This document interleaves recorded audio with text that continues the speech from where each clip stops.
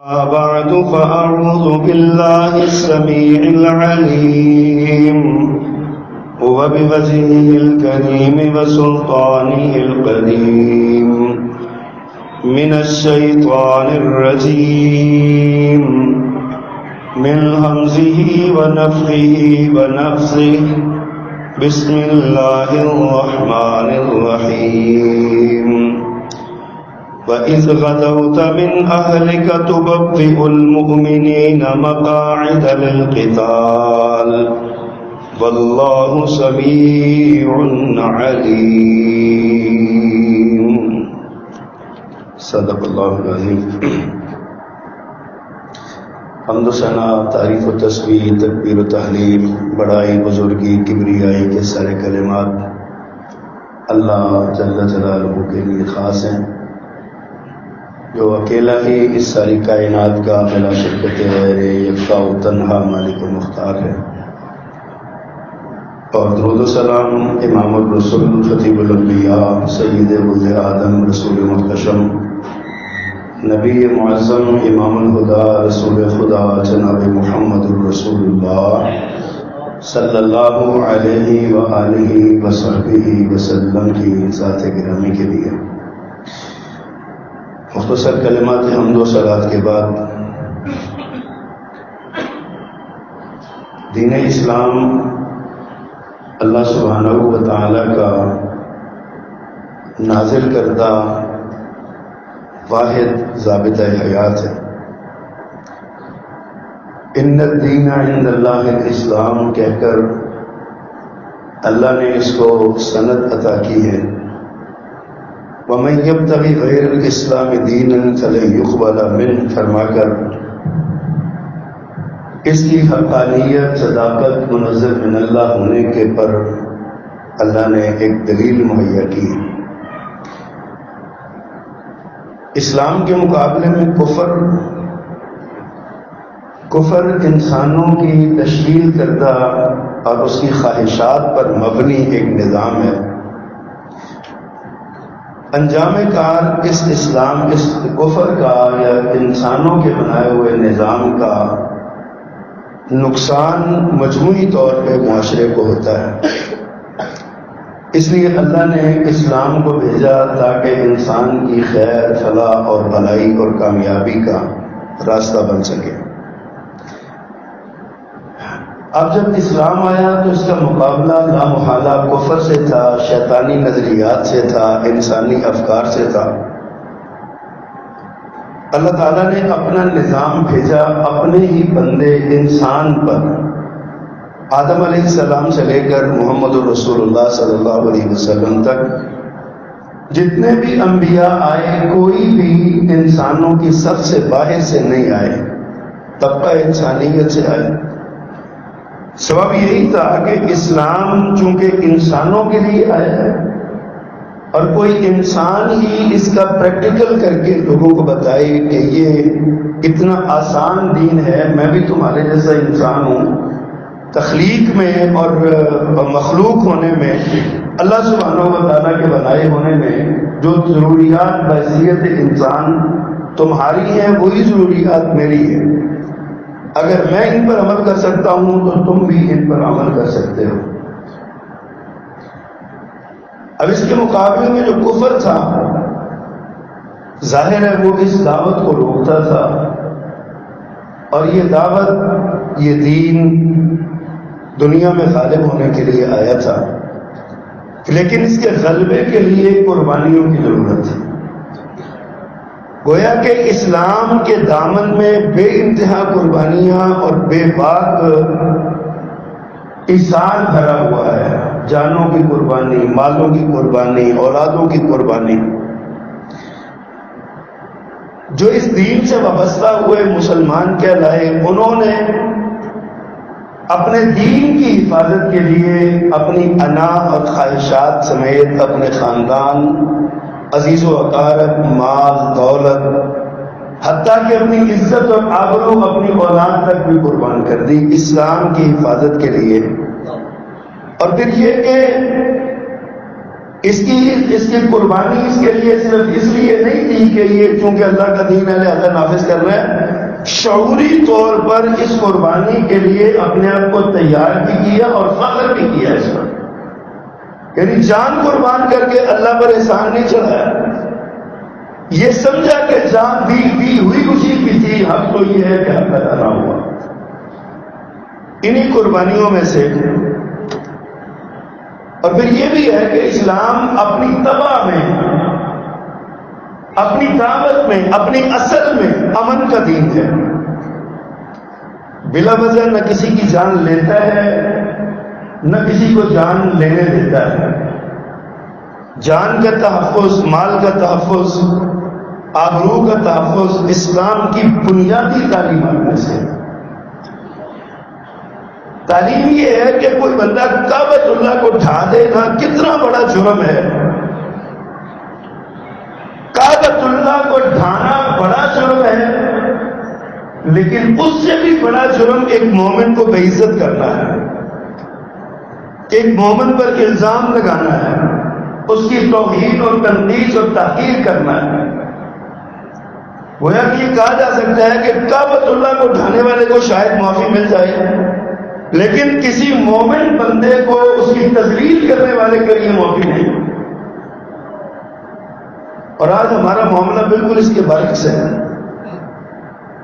ہم بیت اللہ بناتے ہیں، مسجدیں بناتے ہیں، لاکھوں کروڑوں روپیہ لگاتے ہیں، اور انہی مسجدوں میں بیٹھ کر ہم اپنے جیسے انسانوں کی توہین اور تذلیل کرتے ہیں اور سمجھتے ہیں کہ ہم بڑا مار کا مار۔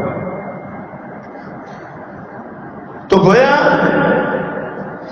اسلام نہ کسی کی جان لینے کا حکم دیتا ہے نہ اپنی جان لینے کا حکم دیتا ہے، الا یہ کہ اسلام ہی کے لیے یہ ضروری ہوتا ہے۔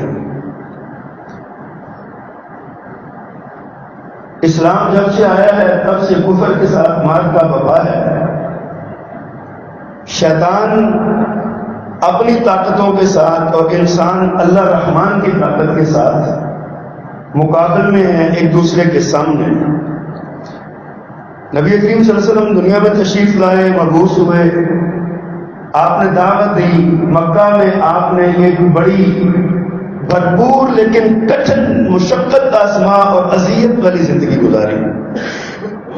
آپ دعوت دینے جاتے تھے، آپ کا اپنا چچا آپ کے پیچھے پیچھے جاتا تھا، لوگوں نعوذ باللہ یہ جھوٹا ہے، یہ جادوگر ہے، اس کی زبان میں جادو ہے، اس کے اندر کوئی ایسی چیز ہے، یہ ماں باپ کو علیحدہ علیحدہ کر دیتا ہے، یہ بھائی بھائی کو جدا کر دیتا ہے، یہ خاندانوں کو توڑ دیتا ہے، لہذا اس کی بات نہ ماننا۔ جبکہ نبی صلی اللہ علیہ وسلم کی دعوت یہ تھی کہ اللہ کی رسی کے ساتھ جڑ جاؤ سارے۔ لوگ کہتے تھے اللہ کون ہوتا ہے، ہم نہیں کسی اللہ کو جانتے۔ کبھی جب آیا لکھا کہ بسم اللہ الرحمن الرحیم، اور لکھا چلو اللہ کی تو سمجھ آئی، اللہ مان لے نہیں کون ہے۔ اللہ نے کہا قل ادعوا اللہ عبد الرحمن، اللہ کو پکارو یا رحمان کو پکارو، سب اچھے نام اسی کے ہیں۔ گویا کہ شیطان نے یہ دماغ میں بات ڈال دی، وسوسہ ڈال دی،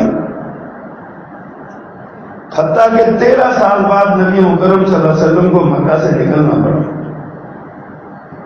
آپ نے ہجرت فرمائی، مدینہ چلے گئے۔ چاہیے تو کہ جب اللہ کے نبی نے مکہ چھوڑ دیا تو مکہ والے آرام سے بیٹھ جاتے، لیکن وہ جو شیطانی اندر حرکت تھی نا، وہ ان کو دیکھ نہیں، چین نہیں لینے دے رہی تھی، ٹکنے نہیں دے رہی تھی۔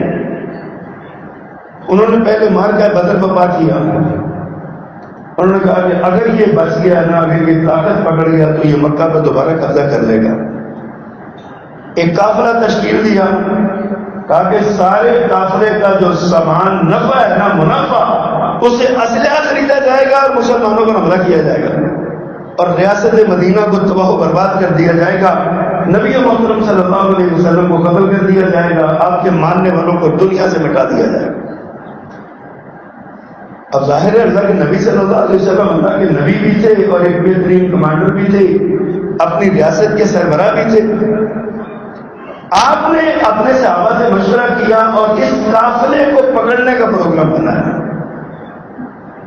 تاکہ یہ جو مکہ والوں کی اقتصادی شہرت کو دبایا جائے. اور جس راستے سے یہ قافلہ جاتا تھا نا، اللہ اکبر، یہ بہت بڑی مین شاہراہ تھی، جیسے آج کی زبان میں کوریڈور کہتے ہیں، یا جیسے ہمارے سی پیک ایک بن رہا ہے نا، اس کے لیے ایک تجارتی شاہراہ ہے. یہ کہتے ہیں گوادر جو ہے نا سارے خطے کے لیے سونے کی ذریعہ ہے. اس طرح مکہ شام، مکہ ہندوستان، مکہ اور یمن، مکہ اور دیگر عراق وغیرہ، یہ مکہ جو ہے نا یہ وہ راستہ، یہ تجارتی شاہراہ تھی، کوریڈور تھا تجارتی. اور یہاں سے مکہ والوں کو 2.5 لاکھ اشرفی سالانہ بطور بازگزار، بطور ٹیکس ملا کرتی تھی، راہداری ٹیکس کے طور پر. اشرفی دینار سونے کے سکے 2.5 لاکھ اشرفی سالانہ ملا کرتی تھی. اور اس سے مکہ والوں کی معیشت مضبوط ہوتی تھی. پیارے پیغمبر نے بتایا یہ جو ہمارے خلاف سازشیں کر رہے ہیں، ہم ان کا ناطقہ بند کرتے ہیں، ان کی ہماری زبان تو آمدن اٹھا رکھتے ہیں. پھر جو ہوا سو ہوا، بدر کا معرکہ ہوا، قافلہ تو بچ کے نکل گیا، لیکن اس دوران 1 لاکھ اشرفی مسلمانوں کو مختلف سرایہ اور مختلف جنگوں سے ملی. یہ 1 لاکھ اشرفی کا نقصان، اوپر سے بدر میں جو نقصان ہو گیا، 70 سردار مارے گئے بڑے بڑے، اور 70 صنادید قریش گرفتار ہوئے، ذلت کی زندگی. نبی صلی اللہ علیہ وسلم نے فرمایا فدیہ دے کے چھوڑ دو. پتہ ہے ان 70 سرداروں کا فدیہ کتنا آیا راستے مدینہ کو؟ 2.5 لاکھ درہم. 2.5 لاکھ درہم مدینے میں یہ ایک طاقت کو دولت تھی، ایک بڑی مضبوط ایک سکہ تھا، ایک دولت تھی.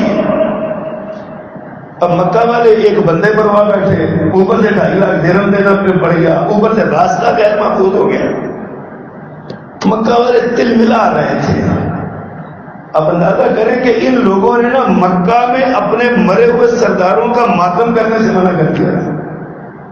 کہا جب تک بدلہ نہیں لے لیتے رونا نہیں ہے کسی نے. عورتوں کو تیار کیا کہ تم وین ڈالو، لوگوں کے گھروں میں جا کے، قبیلوں میں جا کے ان کو جنگ کے لیے تیار کرو کہ بدلہ لینا ہے ایسے مہینے سے.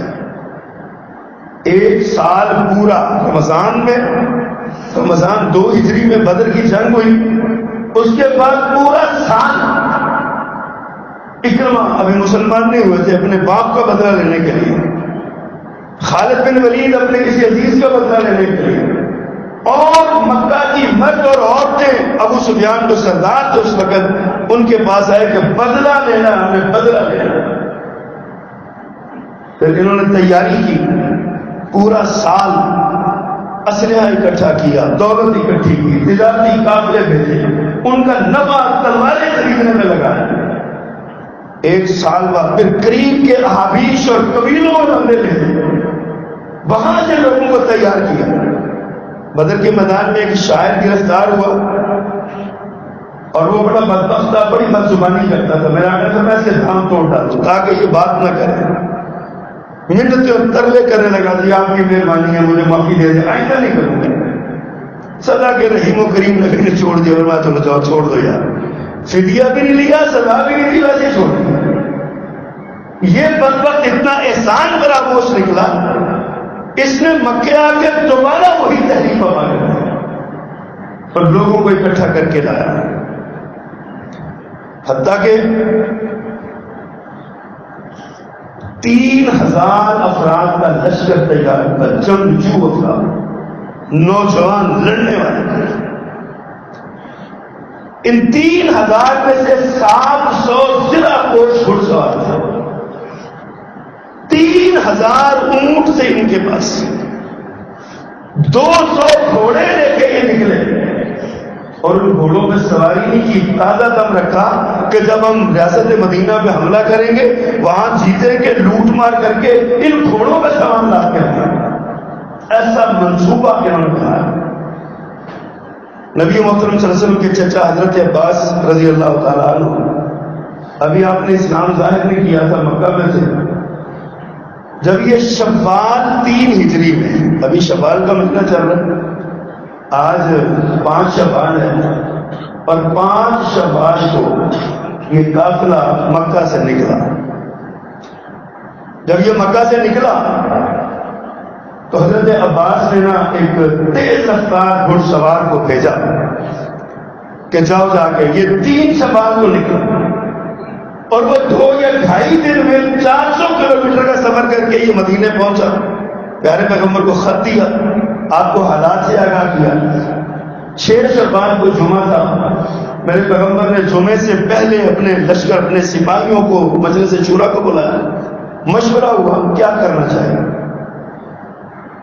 اللہ سبحانہ و تعالیٰ کی اپنی حکمتیں ہیں. نبی صلی اللہ علیہ وسلم نے رائے دی کہ میرا خیال ہے ہمیں مدینے میں رہ کے لڑنا چاہیے. اگر تو یہ لشکر جو 5 شوال کا وہاں پہنچ چکا ہے احد کے میدان کے قریب، اگر تو وہاں سے بڑا بڑا واپس چلا جائے تو ہمیں کیا لڑائی کی نوبت نہ آئے گی. اگر وہ مدینے میں داخل ہونے کی جرت کرے گا تو گلیوں بازاروں چوکوں میں ماریں گے اس کو، عورتیں اوپر سے پتھر ماریں گی. ایک بہترین جنگی حکمت عملی تھی. لیکن اللہ کے اپنے منصوبے ہیں، اللہ کے اپنے کام ہیں. کچھ نوجوان سے ابھی کھڑے ہو گئے، آقا نہیں، اس دن کے لیے جو ہم انتظار کر رہے تھے، ہمیں لڑنا ہے، میدان میں جا کے لڑنا ہے، آپ میدان میں نکلیے. سیدنا امیر حمزہ رضی اللہ تعالیٰ عنہ اس طبقے کے سردار آپ کے سامنے کہنے لگے کہ پیغمبر میدان میں جا کے لڑنا ہے. بدر میں آپ نے ہماری جواب دیکھ نہیں لی، اب احد میں بھی ہم ایسی کی تیسی پھیرتے گئے تھی، آپ چلیے. نبی صلی اللہ علیہ وسلم ایک خالص جمہوری مزاج کے حکمران تھے، عامر نہیں تھے کہ آج ہمارے یہاں معاشرے میں ہے جمہوریت کفر ہے، فلاں کفر ہے، فلاں کفر ہے. جمہوریت اسلام کا دیا ہوا نظام ہے.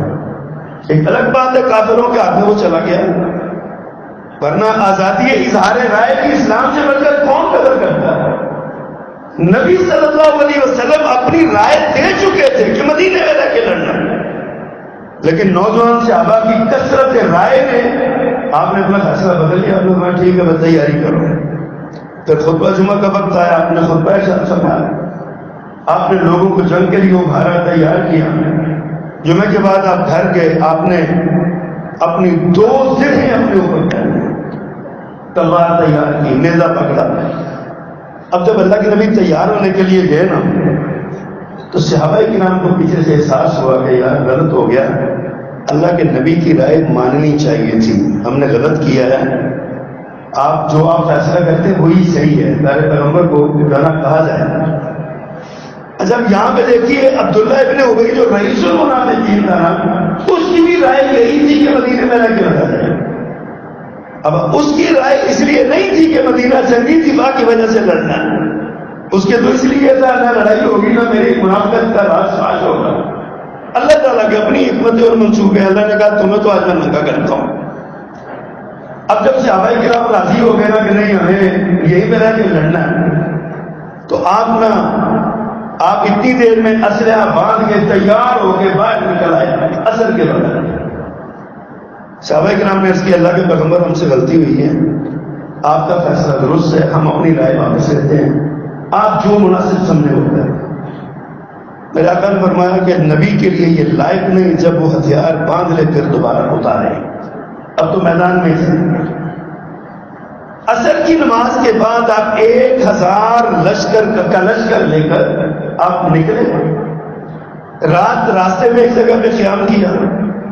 آپ کے پاس ایک روایت میں 2 گھوڑے تھے صرف، اور ایک کے پاس ایک بھی گھوڑا نہیں تھا.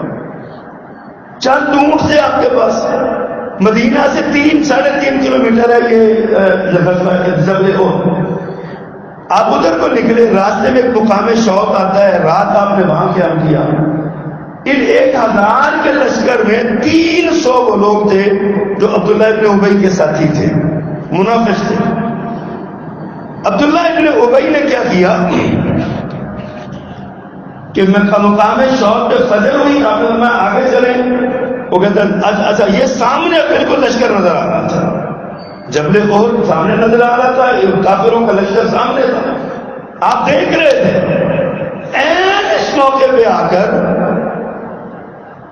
عبداللہ ابن ابی کہنے لگا جی چونکہ ہماری بات نہیں مانی گئی، ہم سردار ہیں، ہماری ویلیو کوئی نہیں، منڈیا کنڈیا کی گل بن گئی، یہ اللہ کے نبی نے انہوں نے بڑے چھوٹے کا نوز باللہ پتہ ہی نہیں، لہذا میں تو واپس آ رہا ہوں، میں نہیں لڑوں۔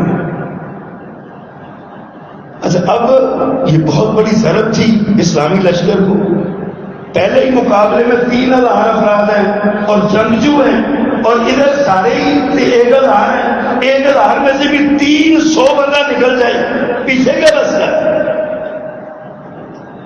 لیکن اللہ کے نبی صلی اللہ علیہ وسلم نے ان کی یہ بات کی، جب یہ بات سنی تو ان کے اس پروپیگنڈے کا اثر یہ ہوا کہ اوس اور خزرج کے دو قبیلے، قبیلہ اوس سے بنو حارثہ اور قبیلہ خزرج سے بنو سلمہ، ان کے بھی قدم لڑکا گیا۔ اللہ نے فرمایا اذ ہمت طائفتان منکم ان تفشلا واللہ ولیہما وعلی اللہ فلیتوکل المؤمنون۔ فرمایا تم میں سے دو گروہوں نے قصد کر لیا بزدلی کا، انہوں نے جب دیکھا نا ابھی تھوڑے یہاں 300 ہوئے نکل گئے، لڑنا کی یہ مرنا ہی ہے، انہوں کے دل میں بھی بزدلی آئی اور قریب تک کہ وہ کہ عبداللہ ابن ابی کے ساتھ جا ملتے، اچانک اللہ سبحانہ و تعالیٰ کی قدرت حرکت میں آئی، اللہ نے ان کے دل ٹھہرائے اور واللہ ولیہم، اللہ ان کا دوست بنا، اللہ نے ان کے دل ٹھہرائے اور ان کو روکا، پھر یہ ٹک گئے، پوری دل جمعی کے ساتھ انہوں نے لڑنے میں حصہ لیا۔ لیکن ایک بار عبداللہ ابن ابی کی سازش قریب تک کہ کامیاب ہو جاتی ہے، لیکن جن کا دوست اللہ ہو ان کے لیے کون نقصان ان کو پہنچا سکتا ہے۔ اب حکمت الہی کیا ہے؟ اللہ نے فرمایا وَلِيَعْلَمَ الَّذِينَ نَافَقُوا، تاکہ جان لیں ان لوگوں کو جنہوں نے منافقت کی۔ وَقِيلَ لَهُمْ تَعَالَوْا قَاتِلُوا فِي سَبِيلِ اللَّهِ أَوِ ادْفَعُوا، جب انہیں کہا گیا آؤ ہمارے ساتھ لڑائی کرو یا دفاع کرو، دونوں میں سے کوئی کام کرو، قالوا کہنے لگے لَوْ نَعْلَمُ قِتَالًا لَاتَّبَعْنَاكُمْ، اگر ہمیں لڑنا آتا ہوتا تو ہم تمہارے ساتھ لڑتے، ہمیں تو لڑنے نہیں آتا، ہم لڑائی جانتے ہی نہیں۔ بزدلی کا اظہار کیا۔ اللہ فرماتے ہیں ہم للکفر یومئذ اقرب منہم للایمان، اس دن یہ کفر کے زیادہ قریب ہو گئے ایمان کی نسبت، کفر کے زیادہ قریب تھے۔ یقولون بافواہہم ما لیس فی قلوبہم، جو اپنے منہ سے کہتے ہیں وہ ان کے دلوں میں نہیں تھا، جو دل میں تھا وہ منہ پہ نہیں تھا، جو منہ پہ تھا وہ دل میں نہیں تھا، اسی کا نام منافقت تھا۔ فرمایا واللہ اعلم بما یکتمون، اللہ جانتے ہیں جو وہ چھپاتے ہیں، جو ان کے دلوں میں بات تھی اللہ جانتے ہیں اس کو۔ بہرحال میدان جنگ سجا، آگے لوگ پہنچے، غزوہ جبل احد کے کنارے پر آپ نے جا کے اپنا لشکر ٹھہرایا۔ آپ نے بہترین جنگی حکمت عملی کے تحت غزوہ جبل احد کو اپنے پیچھے کر دیا، آگے سامنے دشمن تھا، پیچھے جبل احد تھا، اور درمیان میں لشکر تھا مسلمانوں کا، اور ایک درہ خالی تھا جس کو جبل رمات کہتے ہیں، وہاں پر آپ نے 50 گھڑ سواروں کا ایک دستہ رکھا یا 50 تیر اندازوں کا ایک دستہ ٹھہرایا۔ عبداللہ ابن زبیر رضی اللہ عنہ کی قیادت میں فرمایا کہ تم نے یہاں سے ہلنا نہیں ہے۔ اب دیکھیے مسلمانوں کا امتحان جو ہوتا ہے، آپ نے ارشاد فرمایا اس درے کو تم نے نہیں چھوڑنا، اگر کفار ہم پر غلبہ پائیں اور ہماری لاشوں پر گھوڑے دوڑائیں یا ہمیں گھسیٹتے ہوئے مکہ میں لے جائیں، مدینہ میں پہنچا دیں، تم نے تب بھی لشکر یہ درہ نہیں چھوڑنا، اور اگر ہم کفار پر غلبہ ہیں، ہم ان کو لے کے مکہ کی طرف پہنچ جائیں، تب بھی تم نے تا حکم ثانی درہ نہیں چھوڑنا۔ بس حکم یہ تھا کہ تا حکم ثانی درہ نہیں چھوڑنا۔ صحابہ کرام کھڑے ہو گئے، مخلص مومن تھے سارے، کوئی کسی کے دل میں کفر اور نفاق نہیں تھا، اخلاص ہی اخلاص تھا. کھڑے ہو گئے, لڑائی شروع ہوئی. اللہ سبحانہ و تعالیٰ نے ایک بار مسلمانوں کو فتح دے دی, کافر آگے لگ کے بھاگ گئے اور مسلمان قدم بقدم ان کی طرف بڑھ رہے تھے, آگے جا رہے تھے, مال غنیمت ان کے ہاتھوں میں آ رہا تھا. کفار کی کمر ٹوٹ گئی. اس وقت شیطان کا بہکاوا ہے اور مسلمان وہ لشکر جو 50 تیر اندازوں کا جو لشکر جبل رمات پہ کھڑا تھا, ان میں سے اکثر کہنے لگے اصل میں اللہ کے نبی صلی اللہ علیہ وسلم کا مقصد یہی تھا کہ جب تک فتح نہیں ہوتی تب تک رہنا ہے. اب چونکہ فتح ہو چکی ہے, اب یہ حکم ساکت ہو گیا, لہذا ہمیں بھی مال غنیمت پکڑنا چاہیے, لوٹنا چاہیے, جانا چاہیے. یہ ایک اندرونی کمزوری تھی مسلمانوں کی, چونکہ بھی زیر تربیت تعلیم دی جا رہی تھی, تربیت ہو رہی تھی, اور یہ محبت, مال کی محبت بہرحال ایک فتنہ تو ہے نا, اچھے والے بندے کو عادت ہے. مسلمان یہاں پہ اجتہادی غلطی کر کے عبداللہ ابن زبیر نے بڑا سمجھایا کہ یہ حکم نہیں ہے, آپ چل جاؤ, بعد آ جاؤ, یہی کرو. لیکن صرف 9 صحابہ کرام کے علاوہ عبداللہ بن زبیر کے ساتھ باقی سارے درہ چھوڑ کے آگے چلے گئے. خالد بن ولید رضی اللہ تعالیٰ عنہ قیادت کر رہے تھے لشکر کفار کی. انہوں نے دیکھا, انہوں نے پہلے بھی 2-3 مرتبہ حملہ بولا تھا لیکن موقع نہیں, طاقت نہیں لگی, موقع نہیں بنا, پریشان ہوئے. پھر جب یہ دیکھا تو پلٹ کے حملہ کیا. اب یہ ہوا کہ مسلمان ایک طرف سے کفار کا جو مین لشکر تھا اس میں, اور ایک طرف سے یہ جو جبل رمات کی طرف سے آنے والا خالد بن ولید رضی اللہ تعالیٰ عنہ جو بعد میں مسلمان ہوئے, ان کی قیادت میں آنے والا جو لشکر تھا, اس کے درمیان مسلمان کس کے ہیں جنگ کا فیصلہ کر دیا. بالکل وہ جو فتح تھی وہ ظاہر شکست میں تبدیل ہو گیا.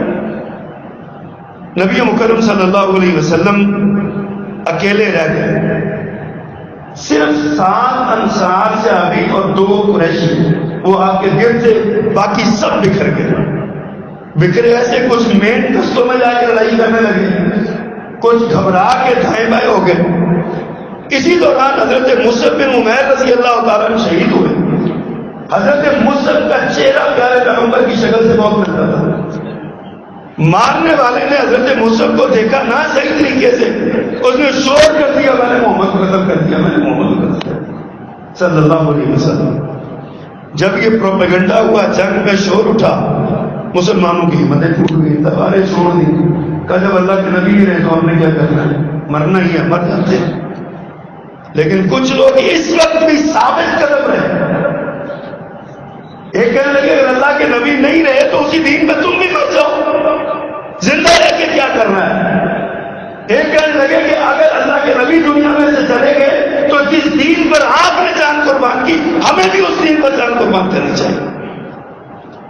اچھا, اب ادھر اللہ کے نبی صلی اللہ علیہ وسلم نے ایک جرأت مندانہ قدم اٹھایا. آپ آگے بڑھ کے کہنے لگے لوگوں میں ادھر ہوں, میری طرف آؤ, میری طرف آؤ, میری طرف آؤ. جو ہی آپ کی آواز بلند ہوئی, اپنوں نے بھی سنی, گھروں نے بھی سنی. دشمن نے پلٹ کے اس جگہ پہ وار کیا جہاں رسول اللہ صلی اللہ علیہ وسلم موجود تھے. اب یہاں چند صحابی تھے, 9 ٹوٹل, 7 انصاری اور 2 مسلمان. میرے پیغمبر صلی اللہ علیہ وسلم کے جو قریش تھے نا, 2 قریشی, ان میں ایک ساتھ ابھی وقاص ایک طلحہ بن عبید اللہ تھا. حضرت ساتھ تیر برسانے لگے. حضرت طلحہ اللہ کے پیغمبر کے اوپر لیٹ گئے. ہر آنے والا تیر آپ کی کمر پہ لگ رہا تھا. 39 یا 45 زخم حضرت طلحہ کر گیا. لیکن اللہ کے نبی صلی اللہ علیہ وسلم پر آنچ نہیں آنے دی. انصاری صحابہ کرام میں سے لڑتے لڑتے لڑتے لڑتے 7 شہید ہو گئے, 6 شہید ہو گئے. ان میں سے زیاد بن سکن رضی اللہ تعالی عنہ, یہ نہ امارہ بن یزید بن سکن رضی اللہ تعالی عنہ, یہ نہ اللہ کے نبی کے سامنے سینہ تان کے آپ کے آگے کھڑے ہو. جو تیر آتا آپ کے گلے میں, آپ کے سینے میں, آپ کے سر میں لگتا, حتیٰ کہ آپ زخم کھا کھا کے گر گئے. اسی دوران مسلمان اکٹھے ہو گئے اللہ کے نبی کے پاس. سب سے پہلے حضرت ابوبکر صدیق پہنچے, حضرت عمر پہنچے, دیگر صحابہ کرام پہنچے, حضرت علی رضی اللہ تعالیٰ عنہ بھی آئے اور رضوان اللہ علیہ اجمعین. حضرت آپ نے فرمایا اس عمارہ کو اٹھاؤ. حضرت عمارہ کو اٹھایا. حضرت عمارہ فرماتے ہیں اللہ کے نبی کے ذرا زخموں سے چور. کہا یہ پاس ہی ہے. اپنے جسم کو گھسیٹ کے نا حضرت عمارہ نے اپنا رخسار میرے پیغمبر کے قدموں میں رکھ دیا. نکل جا ایک تیرے قدموں کے نیچے, یہی دل کی خواہش, یہی آرزو. حضرت عمارہ نے آپ کے اپنے رخسار آپ کے قدموں میں رکھے اور جان دے شہید ہو گئے. میرا اگر واجب بات, اس نے جنت واجب کر لی اپنے لیے. میرے آقا کا دفاع کرتے کرتے یہ شہید ہو گئے. اب اسی جو حلہ کھلا تھا اس میں ایک طرف پیارے پیغمبر صلی اللہ علیہ وسلم پیچھے ہٹتے ہٹتے نا ایک گھڑا کھولا ہوا تھا ابن امیہ بدبخت نے, امیہ بن خلف نے, کہ میں اس میں گرا کے اللہ کے نبی صلی کو ماروں گا. تو اللہ کے نبی کا قدم رکھتا اور اس گھڑے میں جا گرے, آپ کے پاؤں پہ موچا گیا. صحابہ کرام نے آپ کو نکالا. دشمن کا ایک وار ہوا. ابن امیہ نامی ایک بندہ آگے بڑھا. اس نے اللہ کے نبی کو مارنے کے لیے تلوار اٹھائی, زور کا وار کیا. لیکن میرے آقا چونکہ دوہری زرہ پہنے ہوئی تھی اللہ نے محفوظ رکھا. لیکن اسی ہنگامے میں نا آپ کی دانت پہ ایک زخم لگا, جو آپ کا ربائی دانت کہتے ہیں. یہ جو آگے والے اوپر نیچے کے دو بڑے دانت ہوتے ہیں ان کے دائیں بائیں جو دانت ہوتے ہیں وہ ربائی ہوتے ہیں. دائیں طرف والا ربائی دانت آپ کا شہید ہو گیا. اور اس نے دوسرا تلوار کا وار کیا تو آپ کی خور پہ لگا اور اس کی دو کڑیاں آپ کی پیشانی میں پھونک گئی. ادھر یہ حالت تھی, ادھر حضرت حمزہ, حضرت ابو دجانہ, حضرت مصعب رضی اللہ تعالیٰ عنہ یہ لڑتے لڑتے دشمن کی سبوں میں گھسے ہوئے تھے. حضرت ابو دجانہ نے جب اللہ کے نبی نے فرمایا کون میری اس تلوار کا حق ادا کرے گا, حضرت زبیر کہتے ہیں میں کروں گا. آپ کے پھوپھی کے بھائی تھے, میں کروں گا. پھوپھی ذات بھائی تھے. آپ نے فرمایا نہیں. حضرت ابو دجانہ پڑے میں حق ادا کروں گا. آپ کا موج ہو گیا. پھر پوچھا کون حق ادا کرے گا, ابو دجانہ کہتے ہیں میں کروں گا. تیسری بار بھی ایسا ہی ہوا.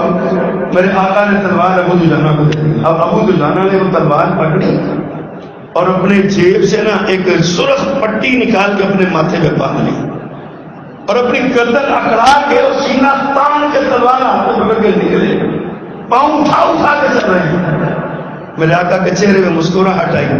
فرمایا اللہ کو یہ چال پسند نہیں ہے لیکن ابو دجانہ کی یہ چال اللہ کو بڑی پسند ہے. میدان جنگ میں یہ لڑنے والا بہادری سے. ادھر حضرت حمزہ رضی اللہ تعالیٰ, یہ واشی بن حرب تھے, بعد مسلمان ہوئے فتح مکہ کے موقع پر. یہ غلام تھے مطعم بن عدی تھے, جبیر بن مطعم تھے.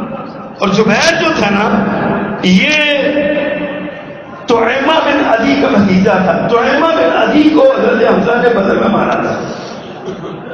طعیمہ کہنے لگا واشی سے تم میرے غلام ہو, اگر تم میرے چچا کا بدلے میں نبی کے چچا کو مار ڈالو نا تو تم آزاد ہو. واشی کو آزادی چاہیے تھی, علم تھا نہیں, جہالت تھی, قوت تھا. انہوں نے کہا کوئی بات نہیں, وعدہ پکا کرنا, وعدہ ہو گیا. حضرت واشی خود فرماتے ہیں کہ میں آگے بڑھا, میں نے حمزہ, مجھے کوئی غرض نہیں تھی لڑائی سے, کافر کو مسلمان کو, مجھے تو صرف یہ پتا تھا میں نے آزاد ہونا. میں نے حضرت حمزہ کو دیکھا لڑتے ہوئے, میں نے تاج کے اپنا نیزہ مارا اور وہ ان کی ناف کے نیچے لگا اور آپ کی کمر سے نکل گیا. کہتے حضرت حمزہ نے لگے ناف اس نیزے کے ساتھ آگے بڑھ کے اس پہ حملہ کرنا چاہا لیکن وہ زوردار اتنا تھا کہ حضرت حمزہ شہید ہو گئے, گر گئے. واشی فرماتے ہیں پھر میں نا بس بیٹھ کے آرام سے, مجھے اور کام ہی کوئی نہیں تھا, مجھے تو آزادی چاہیے تھی. حضرت حمزہ شہید ہو گئے, حضرت مصعب شہید ہو گئے, حضرت ابو دجانہ شہید ہو گئے. بڑے بڑے صحابی شہید ہو گئے.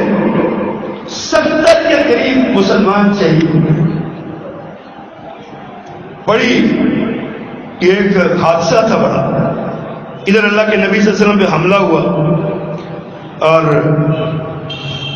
بڑے حالات دیگر گم ہوئے, پریشان کن ہوئے, افراتفری پھیل گئی, لڑائی کا نتیجہ کوئی نکل نہیں رہا تھا, مسلمان بکھر گئے. پریشانی ایک غلطی، صرف ایک اجتہادی غلطی، اللہ کے نبی صلی اللہ علیہ وسلم کی ایک نافرمانی، اور وہ بھی اجتہادی عملاً نہیں، جان بوجھ کے نہیں تھی، ایمان اسلام کا کوئی مسئلہ نہیں تھا، صرف ایک سوچ تھی کہ یہ حکم تھا، بس اس کا یہی مطلب تھا، فتح ہو گئی ہے تو بات ختم ہو گئی۔ ایک غلطی کی اور خمیازے میں 70 صحابہ کرام شہید اور بڑے بڑے نام پر آپ کے جیسا حضرت حمزہ کے بارے میں جو یہ کہا جاتا ہے نا کہ پھر وہ ہندا آئی اور اس نے آ کے کلیجہ چاک کیا، جگر نکالا، چبایا، یہ سب بکواسات ہیں تاریخ کی، حقیقت کچھ نہیں ہے۔ صرف وہی واقعہ ہے کہ مطعم بن جبیر نے اپنے توائمہ چچا جبیر بن مطعم نے اپنے چچا کا بدلہ لینے کے لیے اپنے غلام سے کہا تھا میرے چچا کا بدلہ تب پورا ہوگا جب تم میرے نبی کے چچا کو مارو گے، تم نبی کے چچا کو مار دو تم آزاد ہو۔ بس عباسی خود کہتے ہیں کہ میں نے مارا اور میں بیٹھ گیا، بات ختم ہوگی، حملہ شہید ہو گیا۔ اتنی سی بات ہے، آگے ساری داستانیں جن کا حقیقت سے کوئی تعلق نہیں۔ کفر کی جنگ تھی اسلام کے ساتھ، اسلام کے کفر کے ساتھ، جو کافر تھے وہ اپنے نظریے پہ ڈٹے ہوئے تھے، جو مسلمان تھے وہ اپنے نظریے پہ ڈٹے ہوئے تھے۔ یہاں پہ ایک بات، نقطے کی بات علماء نے لکھی ہے کہ جب اللہ کے نبی صلی اللہ علیہ وسلم پر تلوار کا فار لگا، گر گئے، تو آپ نے اپنی زبان اطہر سے ایک جملہ نکالا، آپ نے فرمایا کہ وہ قوم کیسے کامیاب ہو سکتے جس سے اپنے نبی کو مارا، وہ قوم کیسے کامیاب، اور یہ بالکل ایک فطری تقاضا تھا اس آواز کا نکلنا، لیکن اللہ سبحانہ و تعالیٰ نے فوراً ڈانٹ دیا، آپ کو کوئی حق نہیں ہے کہ آپ کسی کے بارے میں یہ کہیں کہ ہدایت ملنی ہے کہ نہیں ملنی ہے، یہ میرا اختیار ہے۔ اور یہی وجہ ہے کہ وحشی بن حرب جیسا بدلہ باز مسلمانوں شرف صحابیت سے برابر ہوا، جس نیزے سے حضرت حمزہ کو شہید کیا تھا اسی نیزے سے مسلمان قذاب کو مارا اس وحشی بن حرب۔ اللہ تعالیٰ کام لینے پہ ہے، جس سے جیسے لینے پہ ہے لے لیتا ہے۔ تو اس لیے یہ ایک عجیب معاملہ تھا۔ یہاں خواتین 15 خواتین مسلمانوں کی آئی تھی، جن میں حضرت عائشہ رضی اللہ تعالیٰ عنہ بھی تھی، ام عمارہ بھی تھی، نصیبہ بھی تھی۔ یہ خواتین تھی جو آئی تھی جنگ میں مسلمانوں کی مرہم پٹی کے لیے، نرسنگ کے کام کے لیے، دیگر اس میں سے کوئی، لیکن بہادر خواتین تھی۔ یہ ابن قمیہ جس نے نبی کریم صلی اللہ علیہ وسلم پہ وار کیا تھا نا، اس کو مارنے کی کوشش کی حضرت ام عمارہ بن نصیبہ نے، انہوں نے 12-13 وار کی اس بدبخت پہ، خاتون تھی، اپنی تلوار سے آگے بڑھ کے جرأت سے وار کیا، لیکن اس بدبخت نے دو زریں پہنی ہوئی تھی، لوہے کا خوف پہنا ہوا تھا، ان کی تلواروں نے اثر تو نہ کیا، لیکن حضرت ام عمارہ جو تھی نا، انہوں نے اس جنگ میں بذات خود 12 زخم کھائے اور ان زخموں کی وجہ سے وہ شہید ہو گئے۔ ابی بن خلف ایک بڑا بدبخت تھا، مکہ میں نا نبی صلی اللہ علیہ وسلم سے مل کے کہا کرتا تھا کہ میں تیرے لیے اسپیشل تلوار تیار کر رہا ہوں، میں تجھے اپنے ہاتھوں سے ماروں گا، نوز باللہ بتا۔ اور نبی صلی اللہ علیہ وسلم اسے کہتے تھے تمہیں میں ماروں گا۔ غزوہ احد میں یہ آیا پہلے پیغمبر کی طرف سے، صحابہ کرام نے اس کو روکا، گر گیا، میرا عقل فرمایا رک جاؤ ذرا، تم آگے بڑھے، آپ نے اپنی تلوار کی نوک نا، اس میں پورا یہ خوف زرہ میں لپٹا ہوا تھا، گردن پہ ہلکی سی نہ جگہ خالی تھی، آپ نے اپنی تلوار کا نشان ایسے کر کے، جیسے کوئی کچی پینسل کا نشان نہیں ہے، ایسے نشان ہے، نہ آپ نے تلوار چبھوئی، نہ کھبوئی، نہ اتاری، ہلکا سا نشان لگایا، یہ وہاں سے دوڑا بچ گیا، خون کی تتیریاں اور فوارے چل رہے تھے، اور کہتا مجھے محمد نے مار دیا، مجھے محمد نے مار دیا صلی اللہ علیہ وسلم۔ لوگوں نے کہا کہ تیرا دماغ خراب ہے، اللہ کے گھر تجھے کچھ بھی نہیں ہوا، تیرے تو زخم ہی کوئی نہیں ہے۔ اس نے کہا نہیں، مجھے محمد نے کہا تھا تمہیں میں ماروں گا، اس نے مجھے مار دیا، وہ میری طرف تھوک بھی دیتا تو روز سے مارتا صلی اللہ علیہ وسلم۔ اتنا یقین تھا کفار کو بھی نہ چلنا، اور پھر یہ واپسی میں جاتا ہوا راستے میں مر گیا، اسی زخم سے مر گیا۔ ابی بن خلف تھا۔ حضرات یہاں پہ حمنہ بنت جہش کا قصہ دیکھیے، یہ ان کے ماموں تھے حضرت سیدنا امیر حمزہ رضی اللہ تعالیٰ۔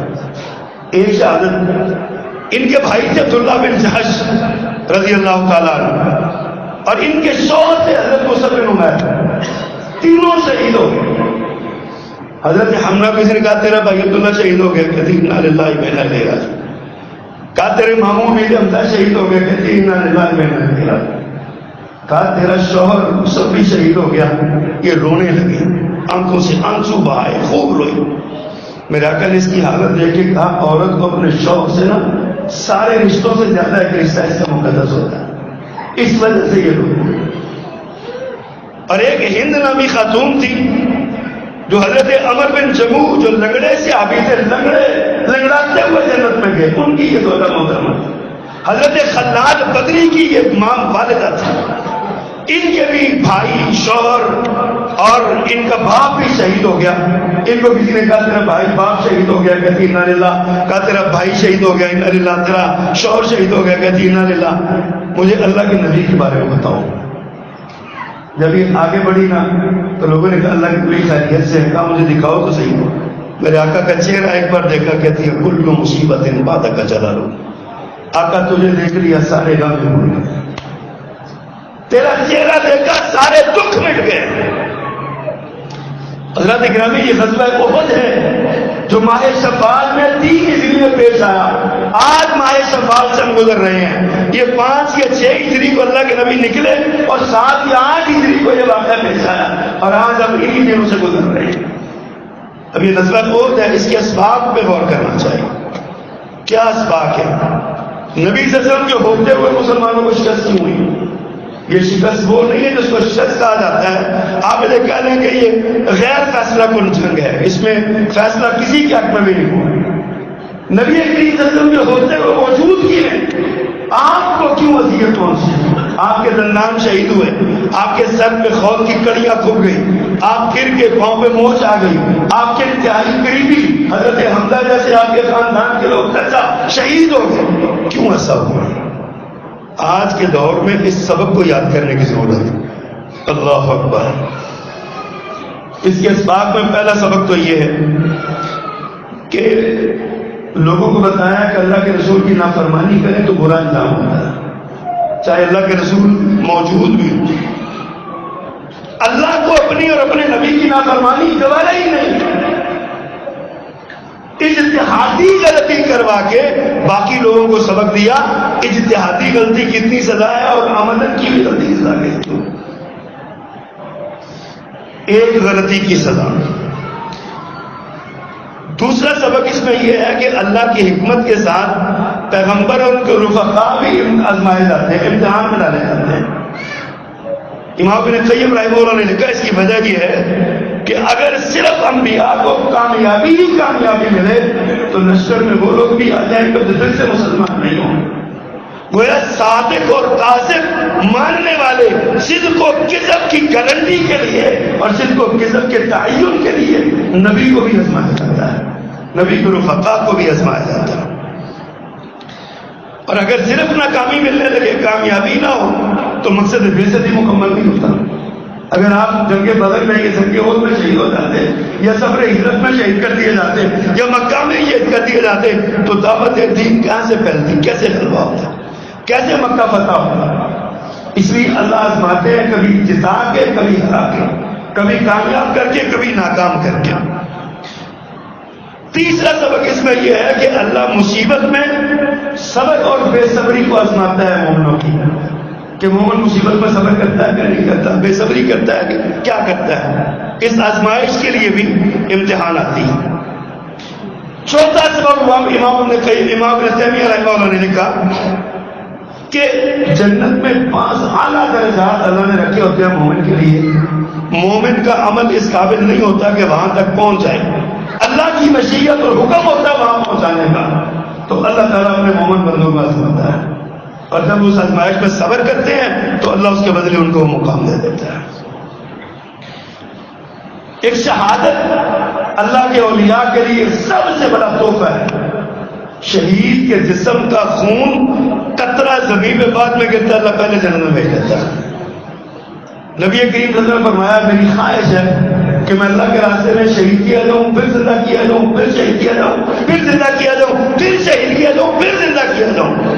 شہید کو شہادت کی جو لذت ملتی ہے عام آدمی وہاں تک اس کی سوچ نہیں لا سکتی۔ بظاہر بندہ مر جاتا ہے، قتل ہو جاتا ہے، جان دے دیتا ہے، لیکن جاتا ہی اگر جنت کے دروازے کھل جائے تو اور کیا چاہیے۔ یہ ایک آزمائش ہے۔ پھر اس میں منافقین کے نفاق کو کھولا گیا۔ اگر آپ باہر نہ نکلتے تو عبداللہ بن ابی کے نفاق کیسے کھلتا؟ اس کے 300 ساتھی کیسے ننگے ہو کے سامنے آئے؟ اللہ نے حفاظت کی۔ دیکھیں یہ جو بنو حفصہ اور بنو مسلمہ تھے نا، یہ مسلمان بنو سلمہ، یہ مسلمان تھے مخلص، پروپیگنڈے کا شکار ہونے لگے۔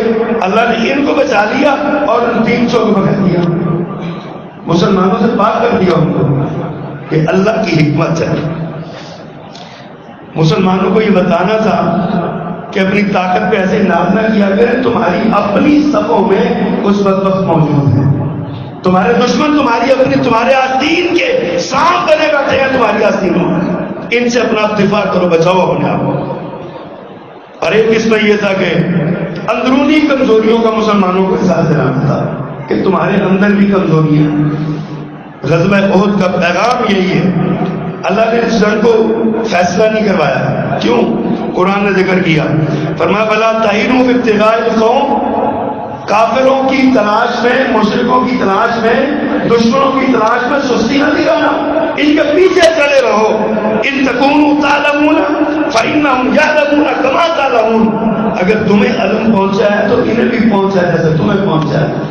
تمہیں آج پہنچا، ان کو بدر میں پہنچا ہے، تکلیف انہیں بھی پہنچی ہے۔ وَتَرْجُونَ مِنَ اللَّهِ مَا لَا يَرْجُونَ، لیکن فرق ان میں اور تم میں یہ ہے، تمہیں اللہ سے جس چیز کی امید ہے انہیں نہیں ہے، انہیں نہیں ہے تمہیں جس چیز کی امید ہے۔ تو حضرات یہ غزوہ بڑا طویل قصہ ہے، کیا کیا واقعات میں بیان کروں۔ اس غزوہ احد پہ کبھی غور کیا جائے، بڑا کریں اس سے ملنے والے اسباق کو دیکھا کریں۔ نبی محترم 3 ہجری میں بالکل آغاز میں ریاست مدینہ کے، 2 ہجری میں جنگ بدر ہو گئی، 3 ہجری میں آپ کو غزوہ احد پیش آ گیا، اور نبی صلی اللہ علیہ وسلم کن حالات سے گزرے۔ پھر اللہ نے بہرحال مسلمانوں کو ہی کامیابی، مسلمانوں کو ہی ملی، مسلمانوں کو کامیابی ملی۔